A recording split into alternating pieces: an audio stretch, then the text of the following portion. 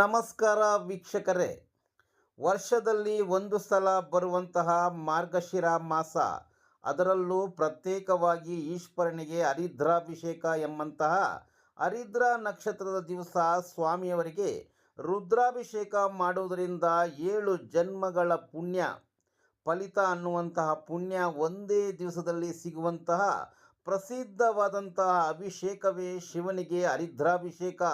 ಆದ್ದರಿಂದ ಇರಗಂಪಲ್ಲಿಯಲ್ಲಿ ನೆಲೆಸಿರುವಂತಹ ಪರ್ವತವರ್ಧಿನಿ ಸಮೇತ ಪ್ರಸನ್ನ ರಾಮೇಶ್ವರ ಸ್ವಾಮಿ ದೇವಾಲಯದಲ್ಲಿ ಶನಿವಾರ 6ನೇ ತಾರೀಕು ಸಾಯಂಕಾಲ 5 ಗಂಟೆಗೆ ಸ್ವಾಮಿಯವರಿಗೆ ಶತರುದ್ರಾಭಿಷೇಕ ನಡೆಯುತ್ತದೆ.